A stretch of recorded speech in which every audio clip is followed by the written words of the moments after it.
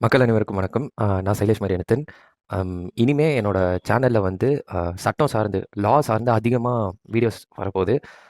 இதுக்கு முன்னாடியே ஒரு ஒரு ஒரு வார்னிங் மாரி கூட சொல்லலாம். நான் வந்து லாயர் கிடையாது. எனக்கு வெறும் சட்டத்து மேலேயும், லா மேலேயும் உள்ள இன்ட்ரெஸ்ட்னாலேயும் இது படிக்கணும், படிச்சு தெரிஞ்சுக்கணும்.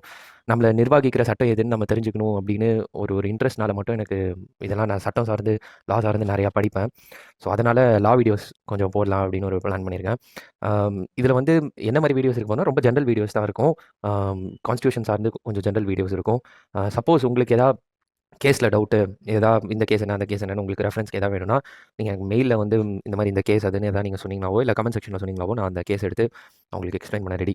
ஓகே. நம்ம வீடியோக்குள்ள போலாம். நம்ம ஃபர்ஸ்ட்டு இந்த வீடியோல எத பத்தி நம்ம பார்க்க போறோம்னா, நமக்கு வந்து லா சார்ந்து ஒரு லாயர் சார்ந்து நெறைய டெர்ம்ஸ் இருக்கு. நம்ம சொசைட்டில வந்து நெறைய டெர்ம்ஸ் இருக்கு. ஃபார் எக்ஸாம்பிள் பாரிஸ்டர், அட்வொகேட், அதுக்கப்புறம் senior advocate, advocate on record, அதுக்கப்புறம் advocate general, solicitor general, attorney general, public prosecutor இந்த மாரி நெறைய இருக்கு.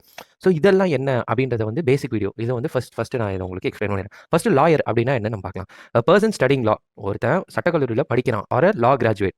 அந்த அந்த அந்த சட்ட படிப்ப முடிச்சாராம் அப்படின்னா, அவன வந்து என்ன சொல்றாங்க? லாயர் அப்படின்றாங்க. ஆனா lawyer can not represent in court. ஓகேங்களா? வெறும் சட்டம் படிக்கிறதுனால இவங்களால போய் கோர்ட்ல வந்து பேசவோ, வாதாடவோ முடியாது. அதுக்கு என்ன சொல்றாங்கன்னா, அவரு வந்து he has to become an advocate. அட்வொகேட்க்கு என்ன பண்ணணும்னா, lawyer has to register himself in Bar Council of India. Bar Council of India வந்து அது ஒரு எக்ஸாம். நெறைய இடத்துல இங்க பாண்டிச்சேரி நம்ம மோஸ்ட்டா இங்க நம்ம அட்வொகேட்ஸ்லாம் நீங்க நெறைய பேர் பார்த்துருப்பீங்க. பார் கவுன்சில் பாண்டிச்சேரி அந்த மாரி ஒரு ஒரு ஊர் போட்டிருப்பாங்க இல்லையா? அங்க போய் நம்ம வந்து ஒரு எக்ஸாம் எழுதுறோம். அந்த எக்ஸாம் எதுக்கு எழுதுறோம்னா, அது ஒரு லைசென்ஸ் மாரி. ஓகேங்களா?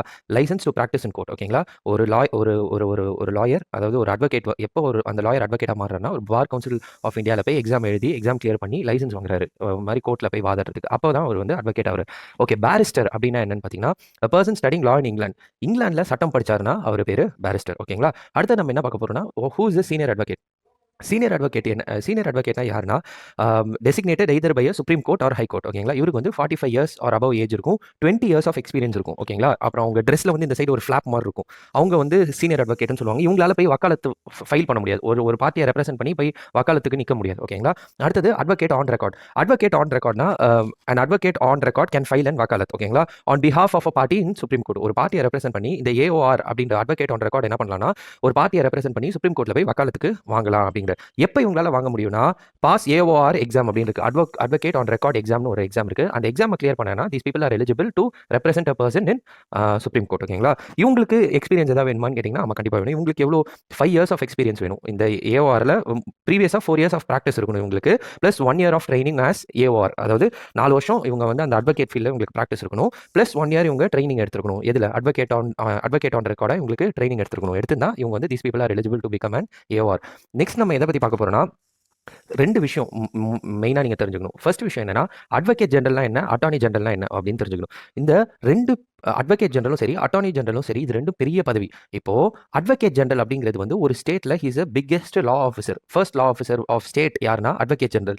இவர அப்பாயிண்ட் பண்றதுக்கு யாருன்னு கேட்டீங்கன்னா கவர்னர். ஓகேங்களா? இவர் என்ன பண்ணுவார்னா, ஒரு ஸ்டேட்டோட லீகல் விஷயம், லீகல் பிரச்சனை எல்லாத்தையும் ஸ்டேட்டை ரெப்ரசென்ட் பண்ணி போய் கோர்ட்ல வாதாடுறவர் தான் இந்த அட்வொகேட் ஜெனரல். அட்டார்னி ஜெனரல் யார் அப்படின்னு கேட்டீங்கன்னா, இப்போ ஸ்டேட்டுக்கு ஒரு பெரிய லா ஆஃபீசர் பார்த்தோம் இல்லைங்களா? அதே மாதிரி சென்ட்ரல் கவர்மெண்ட்டுக்கு ஒரு ஒரு ஒரு லா ஆஃபீஸர் இருப்பாங்க. எல்லா சென்ட்ரல் கவர்மெண்ட் கேசஸ் வந்ததுன்னா அவர் தான் போய் ரெப்ரசென்ட் பண்ணுவார். அவங்க யாருன்னா அட்டார்னி ஜெனரல். ஓகேங்களா? அவங்க வந்து first law officer of the country. Attorney general வந்து first law officer of the country. Advocate general வந்து first law officer of the state. ஓகேங்களா? சாலிசிட்டர் ஜெனரல்னு ஒருத்தர் இருப்பார். இந்த அட்டார்னி ஜெனரல் இந்த சென்ட்ரல்ல ஒரு லா ஆஃபீஸர் இருப்பாருன்னு சொன்னீங்களா? Attorney general. அவரை அசிஸ்ட் பண்றதுக்கு இல்ல அவங்களுக்கு ஹெல்ப் பண்றதுக்கு இருக்கவங்க தான் solicitor general. Solicitor general is also called as second law officer of the country. ஓகேங்களா? இப்போ அடுத்தது ஒரு ஸ்டேட்ல வந்து 2 விதமான அஃபென்சஸ் இருக்கும். இல்ல கேசஸ் நடக்கும். ஒன்னு கிரிமினல் அஃபென்ஸ் இருக்கும். இன்னொன்னு சிவில் அஃபென்ஸ் இருக்கும். ஒரு ஸ்டேட்டை ரெப்ரசென்ட் பண்ணி கிரிமினல் அஃபென்ஸ்ல வந்து ஒரு ஸ்டேட்னா அந்த ஸ்டேட்குள்ள நடக்கிற பிரச்சனையில இப்போ ஃபார் எக்ஸாம்பிள் ஒரு ஸ்டேட்க்கும் இன்னொரு ஸ்டேட்க்கும் நடந்ததுன்னா அட்வொகேட் ஜெனரல் போய் பார்ப்பாரு. சப்போஸ் ஒரே ஸ்டேட்குள்ள நடக்கிற பிரச்சனைகளை யார் இப்போ ஃபர்ஸ்ட் யார் பார்ப்பாங்கன்னா பப்ளிக் ப்ராசிக்யூட்டர். அதாவது ஒரு ஸ்டேட்குள்ள நடக்கிற கிரிமினல் விஷயங்களை கவர்மெண்ட் ரெப்ரசென்ட் பண்ணியிருக்கவர் வந்து பப்ளிக் ப்ராசிக்யூட்டர். அதே சிவில் கேசஸா இருந்ததுன்னா கோர்ட் லீடர்னு ஒருத்தர் இருப்பார். அவர் தான் வந்து நம்ம ஸ்டேட்டை ரெப்ரசென்ட் பண்ணி அங்க நிப்பார். ஓகேங்களா? இதான் இந்த வீடியோ. இதுக்கப்புறம் நான் நிறையா லா வீடியோஸ் மேக் பண்ணுவேன். உங்களுக்கு ஏதாவது டவுட், ஏதாவது செக்மெண்ட்ல ஏதாவது டவுட் இருந்ததுன்னா எனக்கு நீங்க சொல்லுங்க. நான் எக்ஸ்பிளைன் பண்றேன். Thank you.